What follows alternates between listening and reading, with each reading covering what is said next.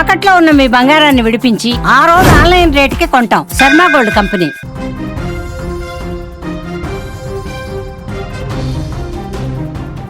అంతర్జాతీయ మార్కెట్లలో ఒక్కసారిగా పెను తుఫాన్ రేగింది. గత కొన్ని రోజులుగా కాస్త శాంతించినట్టు కనిపించిన పసిడి ధరలు ఈ రోజు ఊహించని రీతిలో యూటర్న్ తీసుకున్నాయి.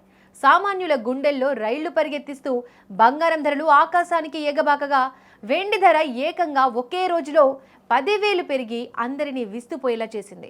గ్లోబల్ మార్కెట్లో నెలకొన్న యుద్ధ మేఘాలు, ఆర్థిక అనిశ్చితి కారణాలతో ఇన్వెస్టర్లు సురక్షితమైన పెట్టుబడిగా భావించే బంగారం వైపు పరుగులు తీయడమే ఈ భారీ పెరుగుదలకు ప్రధాన కారణమని విశ్లేషకులు చెబుతున్నారు.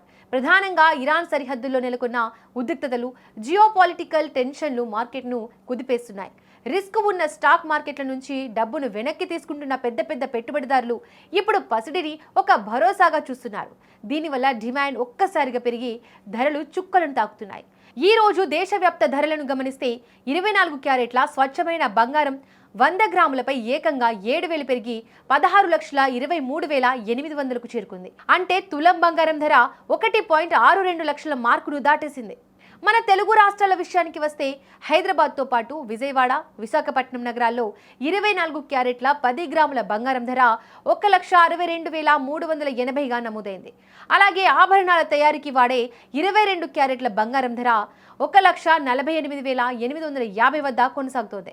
దేశ రాజధాని ఢిల్లీలో ఈ ధర 1,62,530 ఉండగా చెన్నైలో మాత్రం గరిష్టంగా 1,64,180 వద్ద ట్రేడ్ అవుతోంది.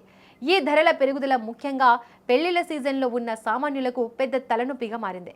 శుభకార్యాల కోసం బంగారం కొనాలనుకునేవారు ఇప్పుడు షోరూంల వైపు వెళ్లాలంటేనే భయపడే పరిస్థితి కనిపిస్తోంది.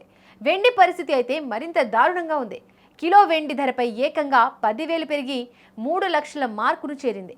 అంతర్జాతీయంగా పరిస్థితులు చక్కబడే వరకు ఈ హెచ్చుతగ్గులు ఇలాగే కొనసాగుతాయని, బంగారం కొనాలనుకునేవారు మార్కెట్ను నిశితంగా గమనిస్తూ సరైన నిర్ణయం తీసుకోవాలని నిపుణులు సూచిస్తున్నారు.